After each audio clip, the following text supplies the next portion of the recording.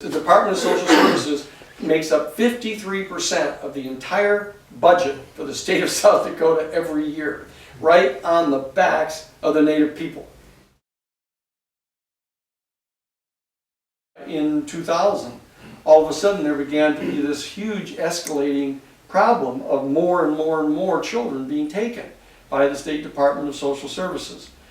And so I went out and started asking different grandmothers and aunties and stuff all around through the state what was happening, why the kids were being taken. Of course, the people didn't know. All they knew was that it was happening, and that they didn't really have access to any of the kind of upper echelons of the government structures to figure out why they were doing this. So I ended up going over to meet with the chairman of the state legislative committee that has oversight jurisdiction over all the State Department of Social Services.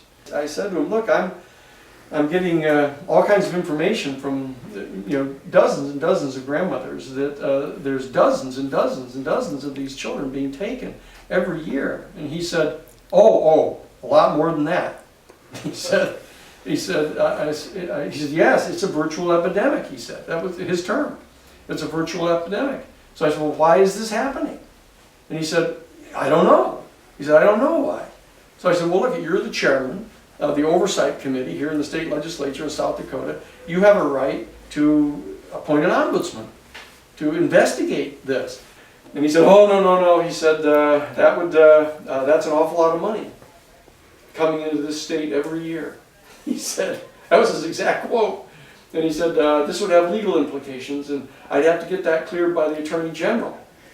And so I figured he's just shining me on, right? He's just going to blow me off. But he goes over and he picks up the telephone and he calls over to the Attorney General's office.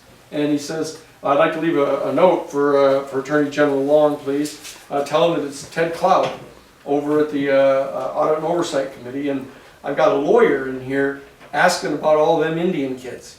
Within 15 minutes, the Attorney General of the state of South Dakota is standing in his office and starting to blather at me. And so I said, wait a second.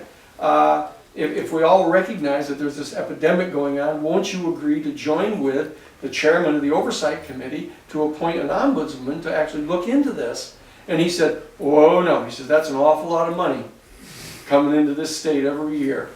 He said, and you'd have to sue us before we do anything like that. Well, that's, of course, music to my ears. And so I said, oh, please don't throw me in that briar patch.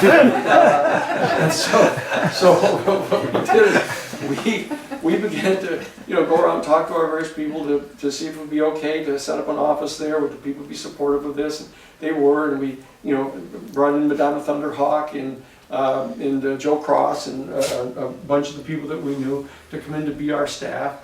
And so that we had this virtually all Dakota staff there working on this thing, carrying out the investigations. And then we began to discover these extraordinary things.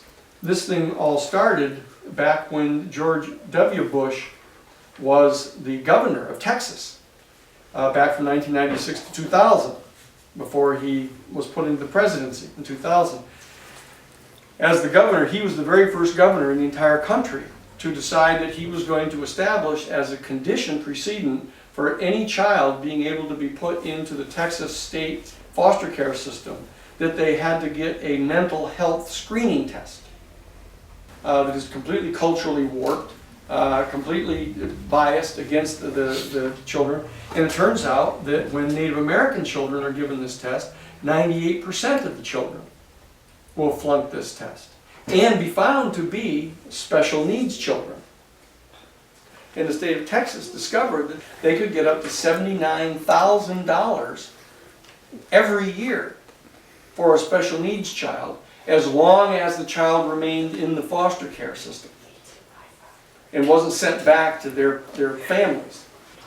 And so they set up this algorithm starting all the way out with Ritalin and working its way all the way up through what were they? Prozac and Zyprexa, and they had this whole algorithm for the kids. Well, this one doesn't seem to be changing their attitude. I mean, these people are still acting like Indians.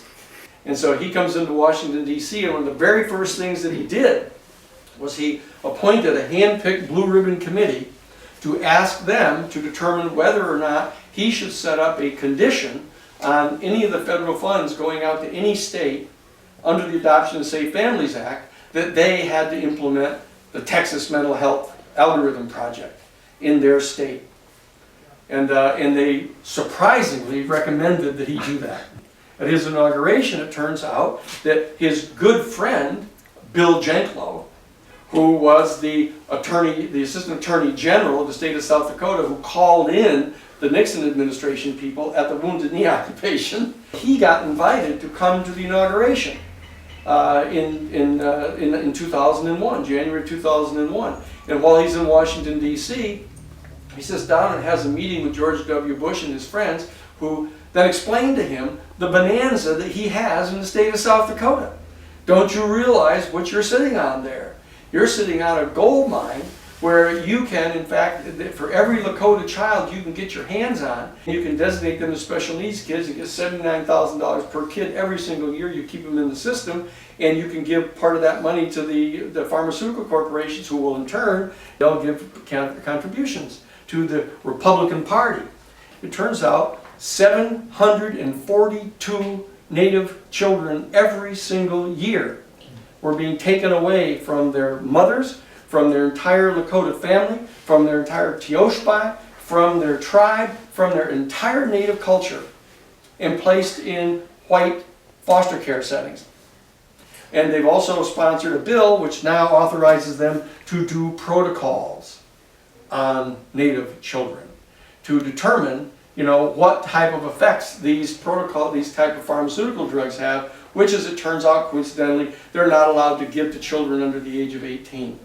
And the head of the Child Protection Division of the South Dakota Department of Social Services, whose name is Regina Weisler, is signing these things for these children to allow them to give those doses to those children.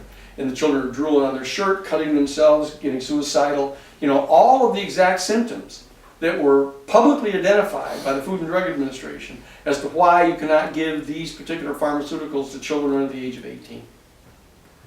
These people are profound and fundamentally racist.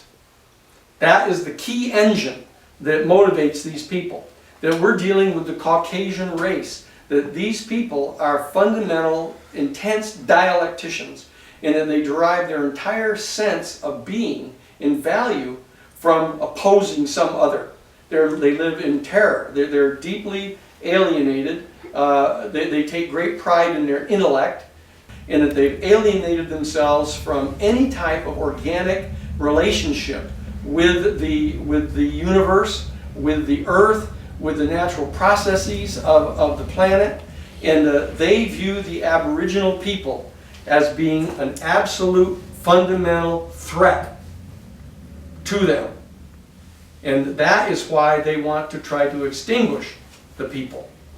And that the Native people, and among them the Lakota, as we know, that there's a certain reputation that the Lakota have, a certain reputation the Oglala have there, that has to be organized among themselves to bring that to the fore and to reestablish the Ocheti Sekawan, Oyate, the 7 council fires of the Lakota people, and to have this template established of taking control back from the states, to stop them from taking their children away, to make the federal government transfer funds to them as reparations for what's been done to them, to provide for the training and the assistance that the people need. And it's important to remember that the Oglala spiritual leaders of Nacha will tell you that they know that the Wachich's culture is going to collapse, that it cannot continue the way that it is, that they are fouling their own nest constantly, and that they're going to destroy themselves. And so the people, the Native people, have to start to move now to reestablish their sense of self-sufficiency and to be able to stand alone, so that when in fact the white culture collapses, they will be able to provide for themselves and their children. And it's a deep and abiding spiritual belief that the people have. And one might say that the objective data supports that pretty seriously right now.